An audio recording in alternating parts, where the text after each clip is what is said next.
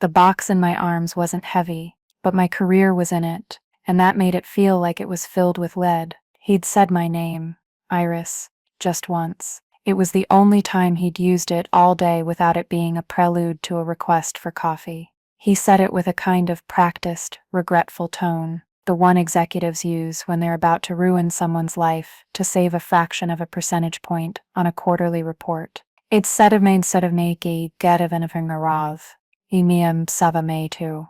Oliver Vance, the great architect, the man whose face was on the cover of magazines, stood there in his perfect Italian suit, a sliver of pity in his eyes that was more insulting than pure hate would have been. He told me the firm was restructuring, a strategic realignment to ensure fiscal stability ahead of the Vantage Tower launch. It was all nonsense, of course. It was corporate poetry for, "You're fired." You, the junior architect who spent the last 3 years sleeping under her desk, living on stale coffee and vending machine snacks, drawing the lines that he would later trace in the air with his hands during presentations. I was the ghost in his machine. I was the one who solved the impossible cantilever on the 47th floor, the one who redesigned the entire HVAC system overnight when the first draft was a disaster, the one whose hand-drawn sketches of the lobby atrium were framed in his office, under his name. Vantage Tower wasn't his legacy, it was mine, and he was firing me to cut costs, just weeks before the ribbon-cutting ceremony. The cruelty was the point. It was an erasure. If any of this sounds familiar, if you've ever poured your soul into something just to have someone else sign their name at the bottom, stick with me and let me know in the comments. It helps to know you're not screaming into the void. He patted me on the shoulder as I stood there, speechless, my keycard already deactivated. It was his signature move, the condescending pat. It meant, "Good girl, you've done your part, now run along." He said, "I'm sorry it had to be this way, Iris, but it's just business." He smiled, a perfectly capped, $1,000,000 smile. "I'm sure you'll land on your feet. You're a talented kid." The word kid hung in the air, a final, perfect little twist of the knife. I was 31 years old. I had 2 degrees. I had designed the most ambitious skyscraper to be built in this city in 50 years. But to him, I was a kid.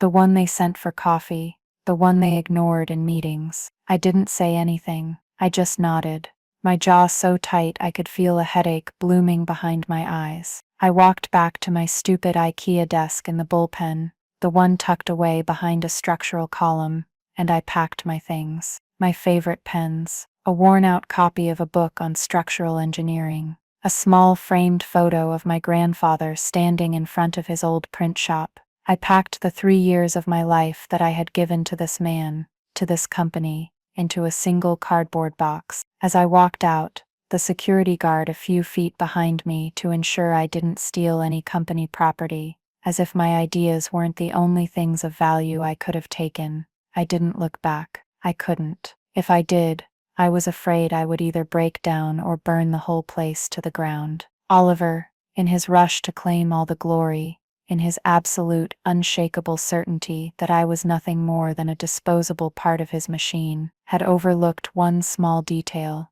a tiny, forgotten, ink-stained sliver of the world that he thought he owned, but didn't. He thought he had acquired the entire city block for his grand project. He had acquired everything except for a single stubborn rectangle of land, a plot so small it was barely a footnote on the city maps. The land my grandfather's print shop sat on, the land he had left to me, the land that was now, I was beginning to realize, the one and only viable access point for his entire $1 billion construction site. He needed my signature to avoid total, catastrophic ruin, but after what he did, I wasn't interested in selling. I was thinking of opening a flower stand instead. It wasn't about revenge, it was about correcting the record.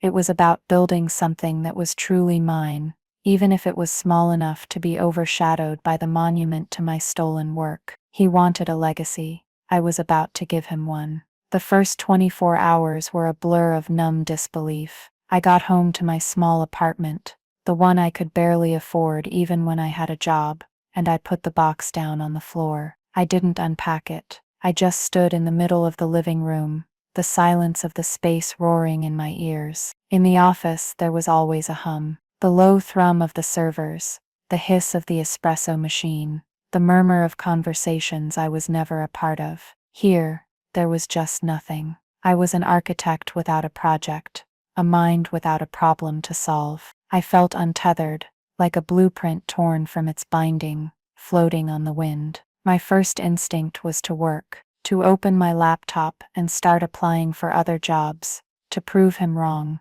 to land on my feet like he so casually predicted I would. But I couldn't. My hands felt like they were made of stone. The thought of opening another drafting program, of pouring my ideas onto a sterile digital canvas for another Oliver, felt like a violation. It was a betrayal of myself. So I just stood there until the sun went down, the city lights beginning to flicker on, each one a tiny pinprick in the vast, indifferent darkness. That night, sleep didn't come. Instead, the flashbacks did. They played on a loop in my mind, each one a fresh wave of humiliation. Thunderity. I remembered my first major presentation, a concept for a sustainable library. Siebelbass of Antive Ibide. I had worked on it for 6 weeks straight, developing a revolutionary passive cooling system inspired by termite mounds. I was so proud, I walked into the conference room, my presentation loaded, and Oliver stopped me at the door. He put his hand on my shoulder. "Iris," he'd said, with that same oily charm. "Let me handle this. The client is a bit old school. They need to see a senior face. I'll make sure you get the credit." I sat in the back of the room, invisible, as he presented my work, my slides, my words, my ideas. He stumbled over the technical details, but it didn't matter. He had the confidence. He had the title. At the end, when the client praised the brilliant cooling concept, Oliver just smiled and said, "Thank you." It came to me one sleepless night. He never once looked in my direction. After the meeting, he found me at my desk and dropped a file on it. "Good job on the background research, kid. Here's the next one." That was my credit. A new pile of work. Another memory surfaced. The Vantage Tower, in its infancy. It was just a massing model, a lump of clay. The investors were hesitant. They wanted something iconic, something that would redefine the skyline. Everyone was stumped. The senior architects were all recycling the same tired glass box ideas. I was supposed to be organizing the catering for the next meeting, but I couldn't help myself. I stayed late, long after everyone had gone home. I took the model, and I started sketching. I thought about the way a falcon's wing cuts through the air, the elegant, powerful torsion. I developed a twisting facade, a spiraling form that seemed to defy gravity, reaching for the sky, not with brute force, but with grace. It was audacious. It was beautiful. It was mine. The next morning, I left the sketches on Oliver's desk before anyone else arrived. I didn't sign them. I was too intimidated. I just hoped he would see them, that he would know. Oh, he knew. Later that day, he called an emergency design meeting. He strode in, unrolled my sketches, and presented them as a bold new direction he had conceptualized over the weekend. The room was electric. People were clapping. They were looking at him with awe.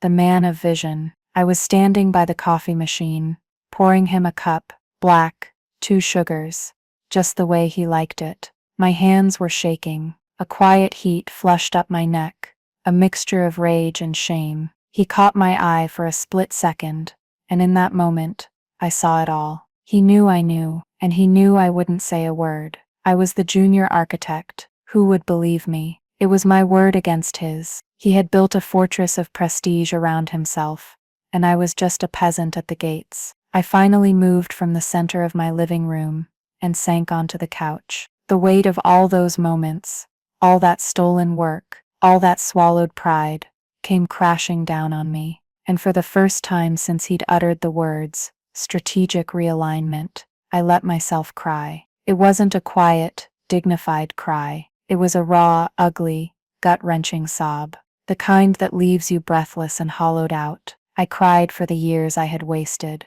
for the faith I had misplaced. I cried for the naive young woman who thought that talent and hard work were enough. It was a lie. In Oliver's world, The story you tell is always more important than the thing you build. This breakdown was my low point. The absolute bottom. I was alone in my apartment, surrounded by the ghosts of my own creations, with no job and a future that felt like a blank, terrifying void. But then, as the first hints of dawn started to gray the sky, something shifted.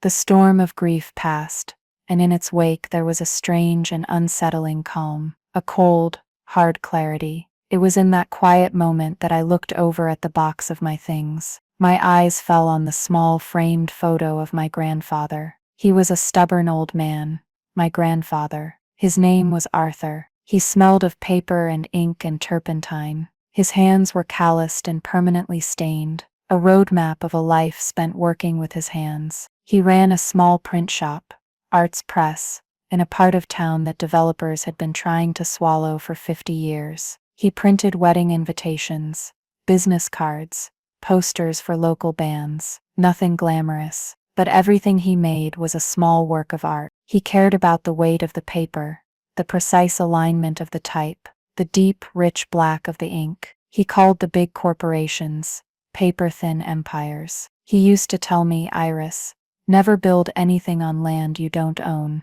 He wasn't talking about real estate. He was talking about ideas. Own your work. Own it so completely that no one can take it from you. I'd inherited the print shop when he passed away a couple of years ago. It was a bittersweet inheritance. The building was little more than a dilapidated brick box on a forgotten street, filled with dusty, ancient machinery. I kept paying the property taxes on it, more out of sentimentality than anything else. It was a connection to him, a piece of his stubborn soul left behind in the world. I hadn't thought about it much. It was just there. A sad little relic in a rapidly changing city. I got up from the couch, my body aching from the emotional marathon of the night. I went to the box and took out the frame. Behind the photo of my grandfather, tucked into the backing, was a folded, yellowed piece of paper. The deed. I'd put it there for safekeeping and forgotten about it. I unfolded it carefully.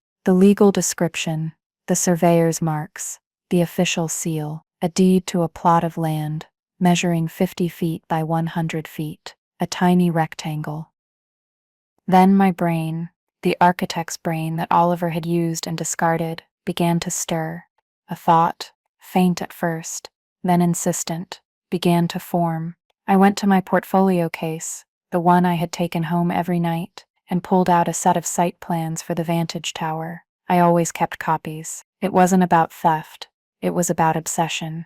I needed to live with the project to solve its problems. I unrolled the master site plan on my living room floor. It showed the entire city block, a massive footprint for a massive building. It showed the construction staging areas, the crane locations, the demolition zones, and it showed the access routes. The Vantage Tower was being built on a block surrounded by other large modern buildings on 3 sides. There was no way to get heavy machinery in from the north, south, or west. The entire multi-year billion-dollar construction schedule depended on a single point of entry, from the east, off a smaller, older street, Elm Street. My breath caught in my throat. I smoothed out the deed and held it next to the site plan. I traced the property lines described in the legal text. My finger landed on a small, white, unlabeled rectangle on the construction plan, right at the mouth of the only access road. It was a hole in their map, a blind spot,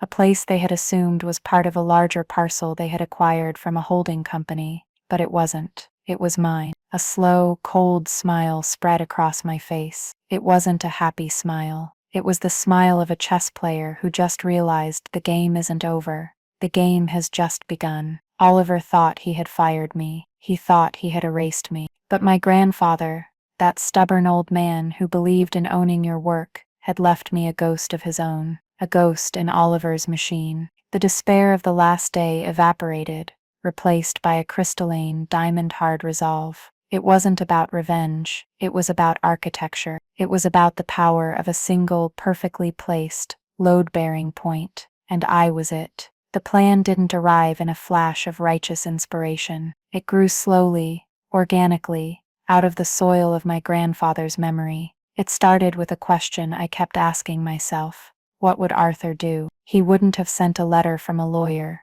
He wouldn't have made a threatening phone call. That was Oliver's language, the language of bluster and intimidation. My grandfather's power was in his craft, in his quiet, unshakable dedication to making things of quality. He would have built something.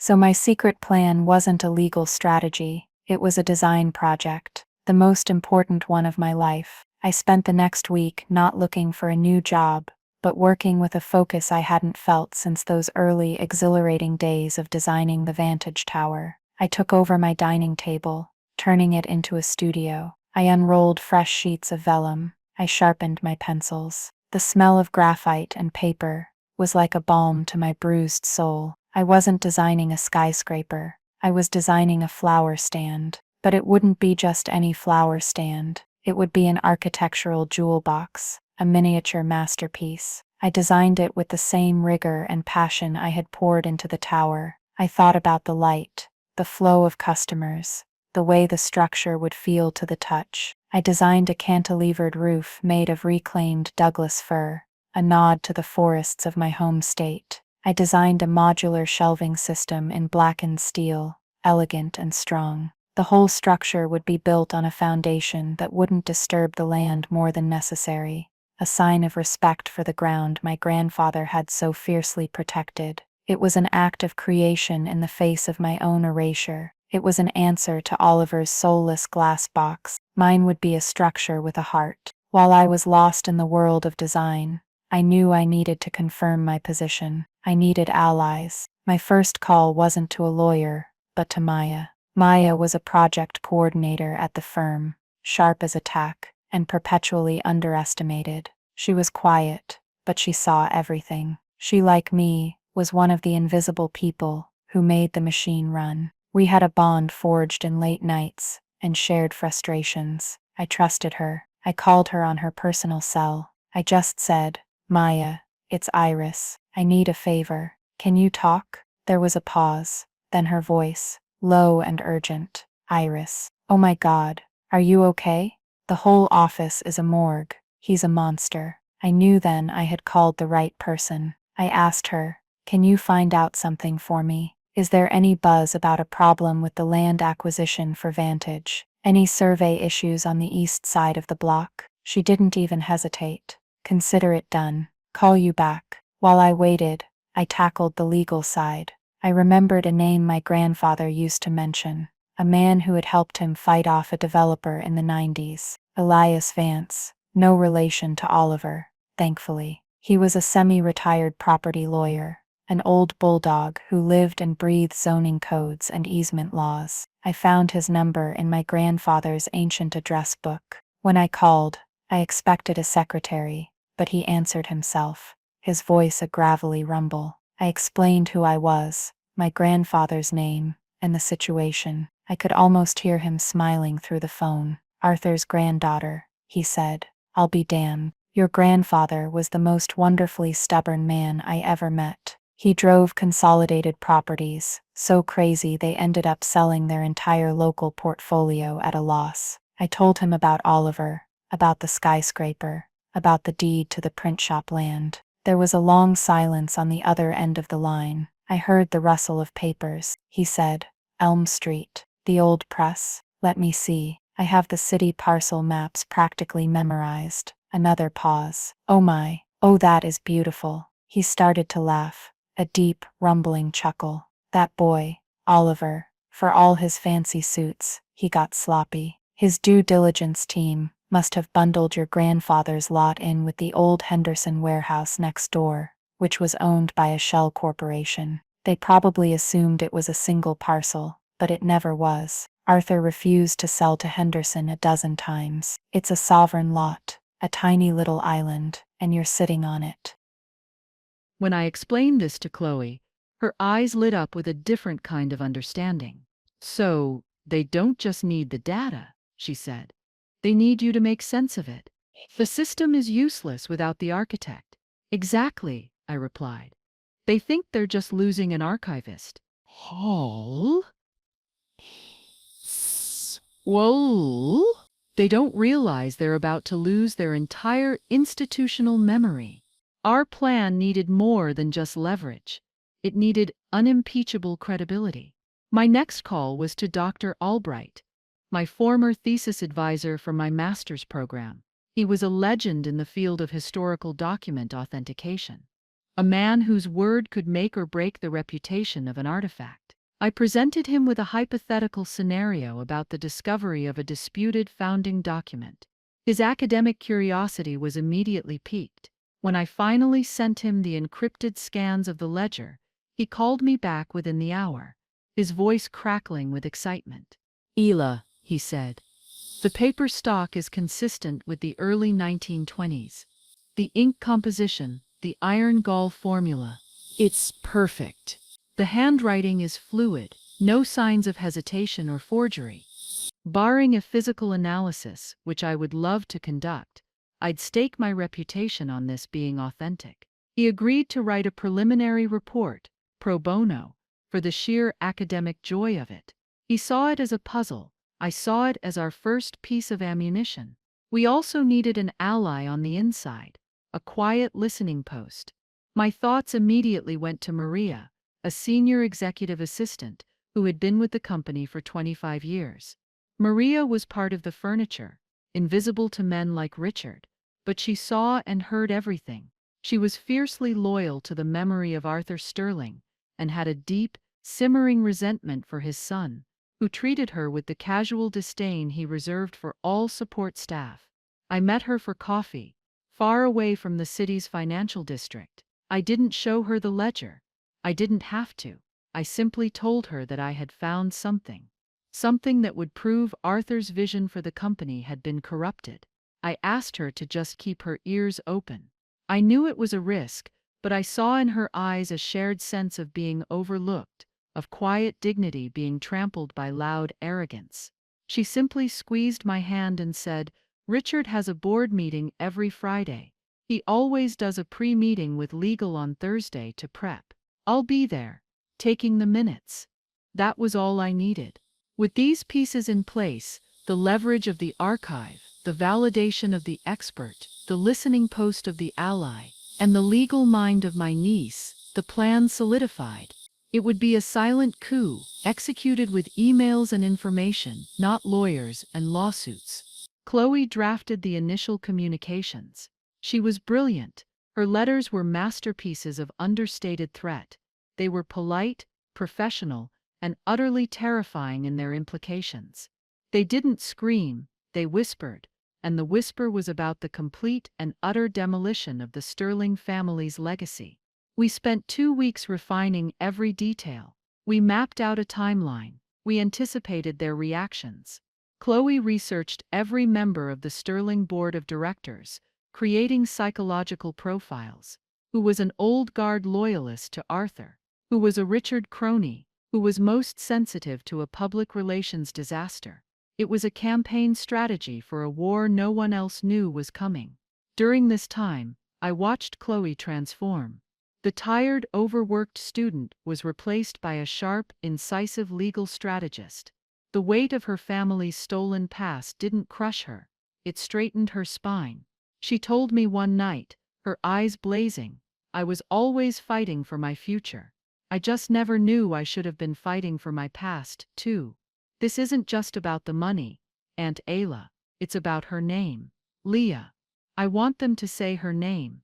I knew then that our motivations were perfectly aligned. People like Richard Sterling believed power was loud. It was boardrooms and press releases and hostile takeovers. They were about to learn a very old lesson, one I had learned in the silence of my vault. The most dangerous threats are the ones you never hear coming. The slow drip of water that erodes stone, the quiet turn of a key in a lock, the discovery of a name in a dusty, forgotten book. It wasn't about revenge. I kept telling myself that. It was about correcting the record.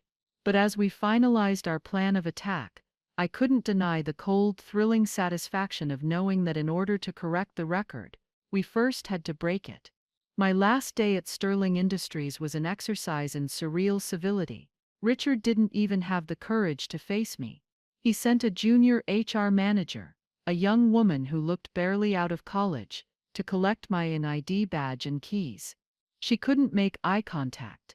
She recited a scripted farewell, wished me luck in my future endeavors, and handed me a cardboard box for my personal belongings. I had 10 years of my life in that office, a small windowless room adjacent to the vault. It took me less than 5 minutes to pack. A framed photo of my sister and Chloe, a worn copy of a book on paleography, a chipped coffee mug that said "Librarians do it by the book." Before I left, I did one last thing. I walked to Richard's gleaming corner office. His assistant tried to stop me, but I just smiled and said, "I'm just dropping something off for him." I placed a slim black binder on his desk. It was the user manual for the digital archive. It was a masterpiece of malicious compliance. It contained step-by-step instructions for all the basic user-level functions: how to search by date, how to upload a new document, how to access the public folders. It was 100 pages of technically accurate and almost completely useless information. It mentioned nothing of the administrative backend, the relational tagging system, the encryption protocols, or the off-site master backup. I had given him the keys to a car, but not the engine. I asked him, "What can they do?" "Eminent domain," he scoffed. "And not for a commercial project like this. The political fight would be brutal and take years, and the press would eat them alive. And they'd have to prove there's no other possible access. And even then, you could fight it. No, their only option is to negotiate with the landowner. And that, my dear, is you." He told me to sit tight and not answer any calls from a number I didn't recognize. He said, "Let them sweat." The daily cost of a stalled project of that magnitude, it's astronomical. We're talking millions per day. The interest on their construction loans alone must be staggering. This was the moment the hidden leverage became real. It wasn't just a theory anymore. It was a financial weapon of mass destruction. Elias's validation was like a steel beam locking into place in the foundation of my plan. He was my grandfather's ally, now passed down to me. He understood the poetry of the situation. He wasn't just a lawyer, he was a fellow craftsman, and he appreciated a well-laid trap. Later that day, Maya called back, her voice a conspiratorial whisper. "You're not going to believe this. All hell is breaking loose here." The site manager called a halt to all preliminary foundation work. "There's a red flag on the access permit. Something about an unresolved property claim on parcel 7B, the Elm Street entrance. Oliver is in a closed-door meeting with the entire legal team and the head of the investment group," I heard shouting. The word I keep hearing is catastrophic. I thanked her, my heart pounding a steady, rhythmic beat. Catastrophic. It was a beautiful word. Maya then added something else. "Iris, whatever you're doing, be careful. He's not just arrogant. He's vicious when he's cornered." I told her I would be, but I wasn't scared anymore. Fear had been burned out of me in that first 24 hours of despair. Now, there was only purpose. The rest of the week was a flurry of quiet, deliberate action. I used a chunk of my meager savings to hire a small independent crew to demolish the old print shop. I found them through a contractor my grandfather had used for decades, a man who still spoke of Arthur with a reverence that bordered on worship. When I told him what I wanted to do, and where, he just grinned. "For Arthur's granddaughter? We'll do it at cost." I finalized the designs for the flower stand. I named it the Bloom Box. I filed for the permits myself, navigating the city's Byzantine bureaucracy with a patience I didn't know I possessed. I wasn't just an architect anymore. I was a client, a contractor, a business owner. I was building something from the ground up, with my own hands on my own land. The foresight wasn't mine, it was my grandfather's. He had seen the value in that small piece of the world, a value that had nothing to do with money and everything to do with independence. He had left me more than just land. He had left me a legacy of stubborn, principled defiance, and I was about to put it to work. It wasn't about revenge, it was about honoring his memory. It was about proving that the most valuable things are the ones you can't buy. The first move was silent. It wasn't a letter, an email, or a phone call. It was the sound of a crowbar prying old weathered planks from a window frame. On a Monday morning, Exactly 2 weeks after Oliver had fired me, my small demolition crew arrived at 112 Elm Street. I was there with them, holding a thermos of coffee and a roll of my blueprints for the bloom box. The air was crisp, and the sun was just beginning to climb over the surrounding buildings, casting a long shadow from the half-finished skeleton of the vantage tower a block away. The contrast was almost comical. There, a monument to ego and capital, a billion-dollar giant, temporarily asleep. Here, a handful of people and a pickup truck, preparing to tear down a forgotten brick shed. The construction site for the tower was unnervingly quiet. A few security guards milled around the perimeter fence, looking bored. The massive cranes stood still against the blue sky, like prehistoric skeletons. The usual cacophony of heavy machinery, shouting, and banging metal was gone. The silence was expensive. I could practically hear the interest payments accumulating. My crew got to work. They were respectful of the old place, moving with a quiet efficiency. The foreman, a man named Sal, who had known my grandfather for 30 years, came over to me. He looked at the old, faded sign above the door, Arts Press. He shook his head. "Your grandfather was a great man, Iris. He'd love what you're doing." He pointed with his chin toward the silent skyscraper. He always said those guys were building on sand. Within a few hours, the old print shop was coming down. It was a strangely emotional thing to watch. The place where my grandfather had spent his life, the source of so many of my childhood memories, was being carefully dismantled. But it wasn't a sad moment. It was a clearing of the slate, a preparation for something new. By midday, we had erected a simple, clean plywood fence around the perimeter of my small lot, and on that fence we hung a large, beautifully printed sign. I had designed it myself, and had it printed by a small independent press 2 towns over. It read, "The Bloom Box, a flower stand by Iris Thorne. Opening spring." Below the text was a simple, elegant rendering of my design. It didn't take long. Around 2 in the afternoon, I saw a man in a hard hat and a fluorescent vest jogging over from the vantage site. He stopped at my fence, read the sign, and then read it again. His face went through a remarkable series of transformations: confusion, disbelief, dawning horror, and finally, pure panic. He pulled out his phone and started talking frantically into it, jabbing his finger toward my property. I just took a sip of my coffee and smiled. The first tremor had reached the castle. An hour later, my phone rang. It was an unknown number, a corporate-looking exchange. I let it go to voicemail. Elias had been clear. And let them sweat. A minute later, a text message from Maya popped up. All caps email from Oliver to the entire exec team. "Youth hell is Iris Thorne, and why is she on my site? LOL. Your old desk is still empty. They haven't even bothered to clear it out." The arrogance was breathtaking. He didn't even remember my last name. I had designed his legacy, and I was just a vague, irritating memory. Another call, another voicemail, then another. They were starting to stack up. Around 4 o'clock, a sleek black town car pulled up to the curb. Out stepped 2 men in suits that were even more expensive than Oliver's. They were lawyers. They approached me with the cautious deference of bomb disposal experts. One of them, a man with silver hair and a weary expression, introduced himself. "Miss Thorne, my name is David Chen.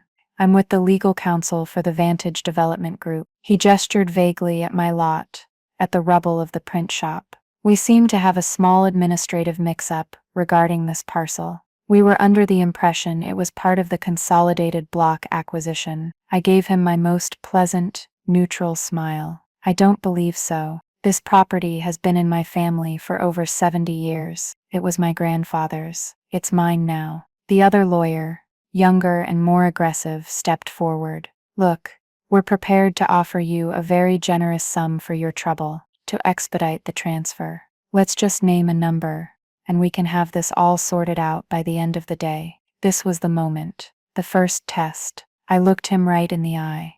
"I'm sorry, you must have misread the sign. It's not for sale. I'm opening a flower stand." Their faces were a perfect study in corporate shock. The younger one actually stammered. A flower stand? But this is $1 billion development. You can't just. I cut him off, my voice still light and pleasant. Can't I? My permits are all in order. I own the land. I think I can. Now if you'll excuse me, I have to supervise the clearing of this debris. It was a pleasure meeting you. I turned my back on them and went to talk to Sal about the foundation markers. It was the most powerful thing I had ever done. The simple act of turning away. The next text from Maya came 20 minutes later. They're back. They look like they've seen a ghost. Oliver is on his way down. This is better than television. And then he arrived. Not in a town car, but on foot, storming down the street with his suit jacket flapping behind him. He looked disheveled.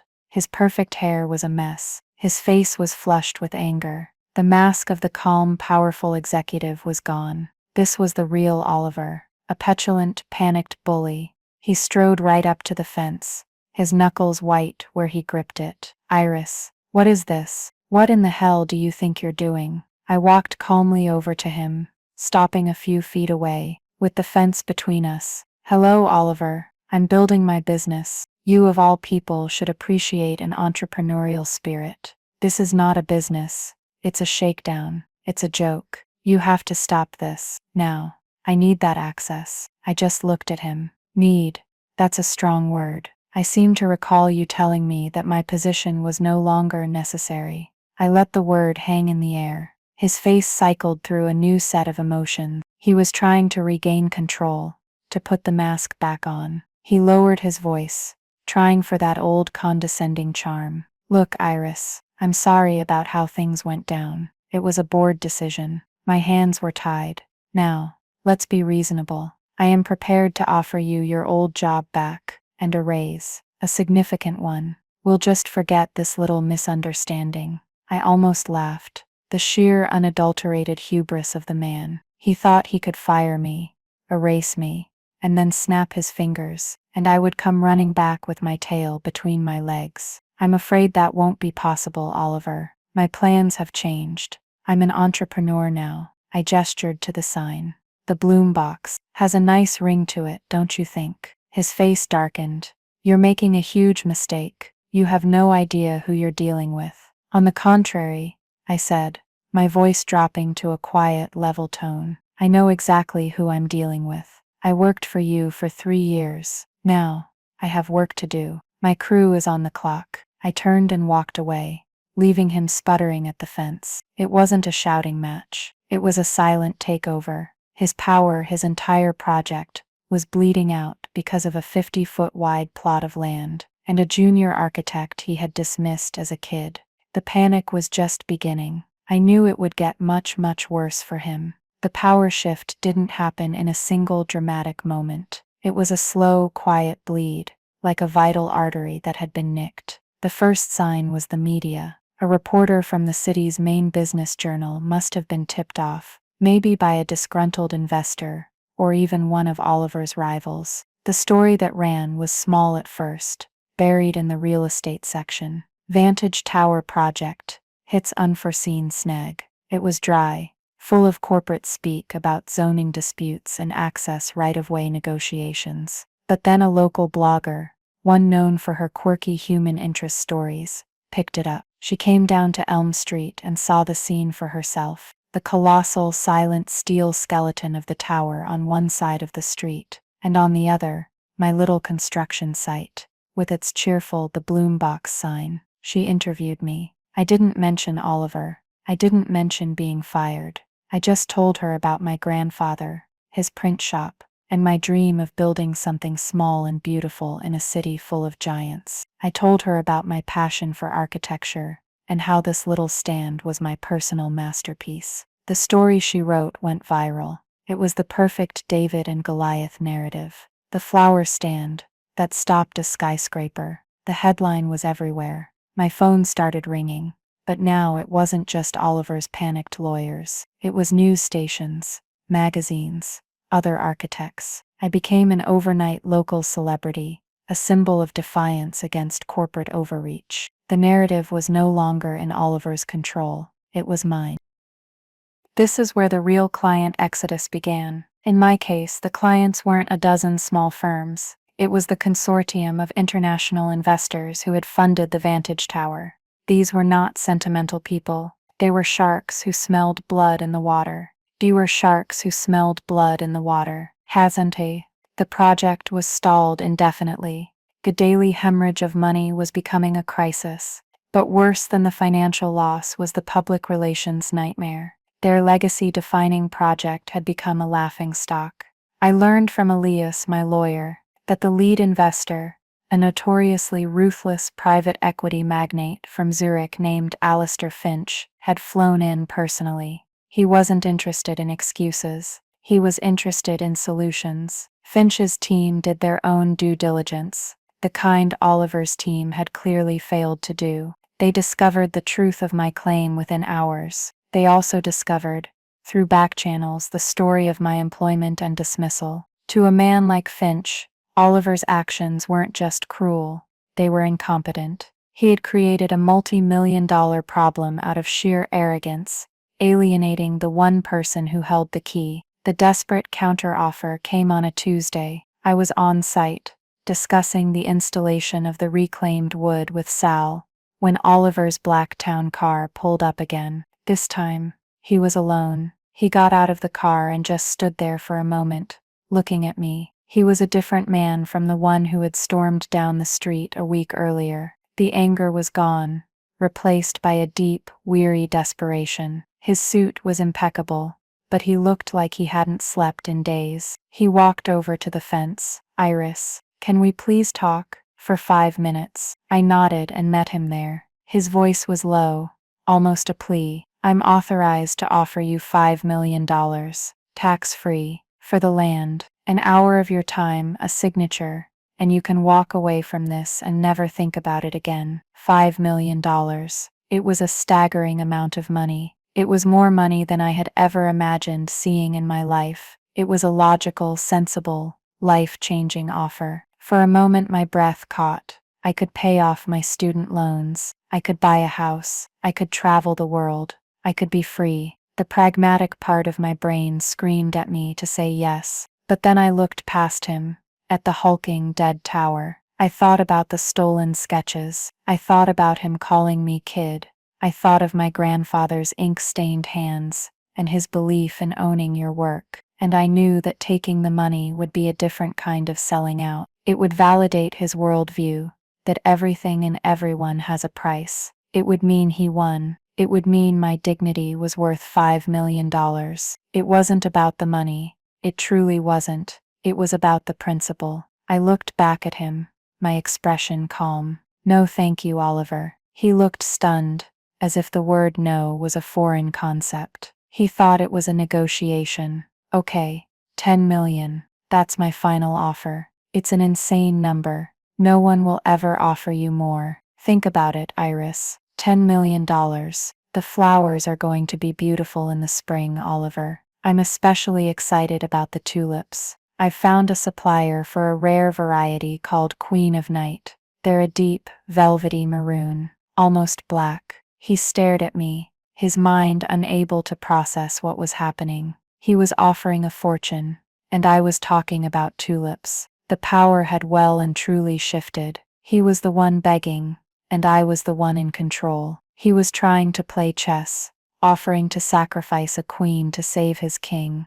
but he didn't realize I wasn't playing his game. I was gardening. He finally broke. His composure cracked, and the raw desperation spilled out. "Why? Why are you doing this to me? Is this about the job? I can get you your job back. I'll give you a promotion, senior architect, a corner office. We'll put your name on the goddamn plaque. Vantage Tower, by Oliver Vance and Iris Thorne." How does that sound? It sounded pathetic. It sounded like the desperate promises of a man whose world was collapsing. All the things I had once craved, the title, the recognition, the credit, now felt like worthless trinkets. He was offering me a cage he had built, when I was already building my own home. "I'm sorry, Oliver. I'm not for sale, and neither is my land. Now if you'll excuse me, I have a business to run." I turned and walked away, not looking back. I could feel his eyes on me,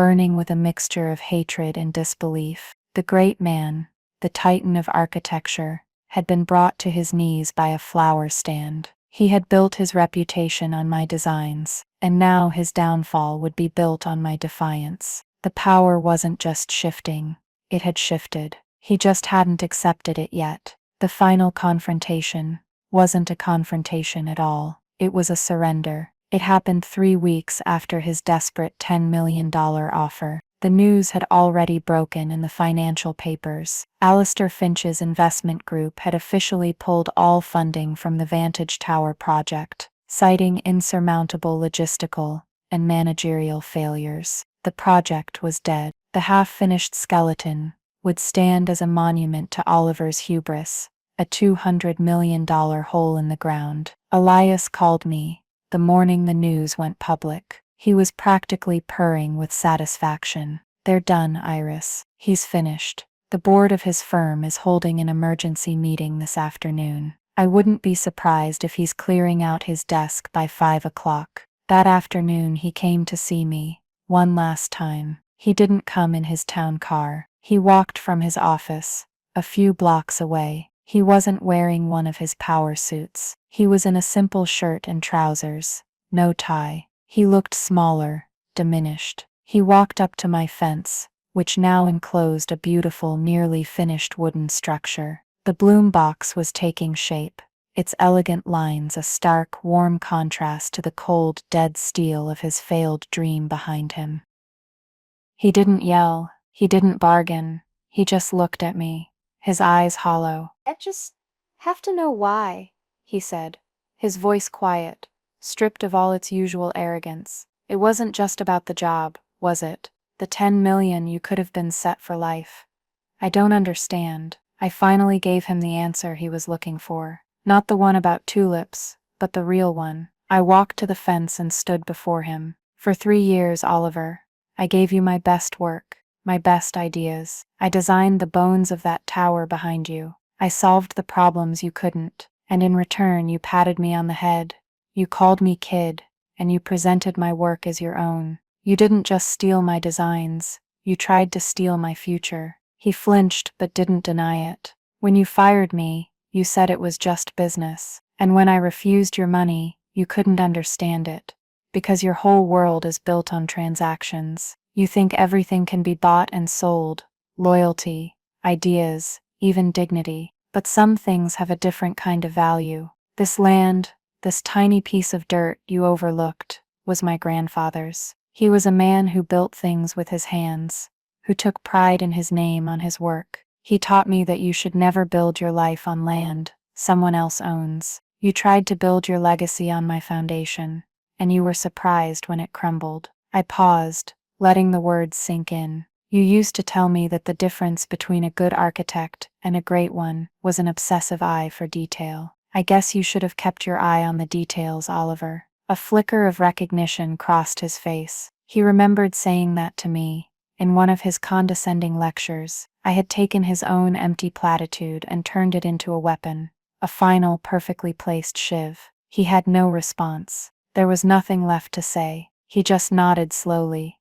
a man completely and utterly defeated. Then he turned and walked away, disappearing into the city that no longer saw him as a titan, but as a failure. A week later, Maya sent me a link to a press release. Oliver Vance had resigned from his position, effective immediately, to pursue other opportunities. He was gone, erased, not by me, but by the consequences of his own actions. It was never about revenge, it was about balance. It was about the world correcting itself. The new reality began to set in. 2 months later, the bloom box opened. It was more beautiful than I had even imagined in my sketches. The reclaimed wood glowed in the morning sun. The blackened steel shelves were filled with buckets of vibrant, fragrant flowers, roses, lilies, and of course the queen of night tulips, their dark petals a dramatic slash of color. The stand was a success from the first day. People came not just to buy flowers, but to see it, to stand on this tiny patch of defiance and look up at the silent, rusting skeleton of the Vantage Tower. I was no longer the invisible junior architect. I was Iris Thorne, the woman who built the flower stand. My name was in magazines now, but this time it was next to my own work. Other architects came to visit, not to gloat, but to admire the design, the craftsmanship. One day a woman came to the stand. She was older, impeccably dressed, with a sharp, intelligent gaze. She introduced herself as Eleanor Vance, the CEO of a different Vance development firm, a much more respected and innovative one. She was Oliver's cousin, though they had been estranged for years. She didn't want to buy my land. She wanted to hire me. She wanted me to design the project that would replace Oliver's disaster. A project that would incorporate my flower stand, that would make it the heart of a new, community-focused public space. She saw what Oliver never could,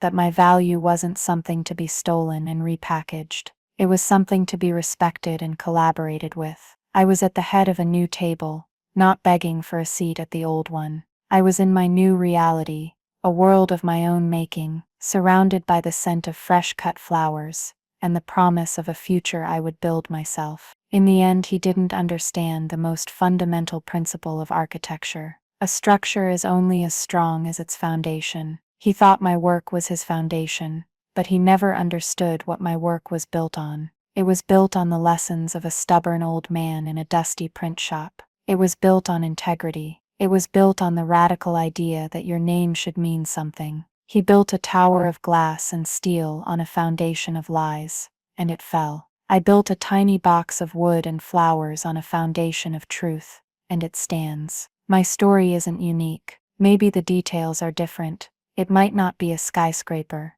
and a flower stand. Maybe it's a software code, a marketing campaign, a business strategy. But I know there are people out there, people like you who have felt erased, who have had their contributions overlooked, who have been told to be grateful for the scraps while someone else feasts on the credit. You are not invisible. Your work, your ideas, your value, they are real, and they are yours. You don't have to wait for someone to give you permission to own it. Sometimes the most powerful thing you can do is to stop trying to get a seat at their table and go build your own. It might start small. It might start with a single defiant flower, but it will be yours. If my story resonated with you, if it gave you even a small piece of the validation you deserve, do me a favor, like this video. Leave a comment below and tell me about a time you reclaimed your own value. Share this with someone who needs to hear it. And if you want to be part of a community that believes in building on solid ground, hit that subscribe button. Thank you for listening.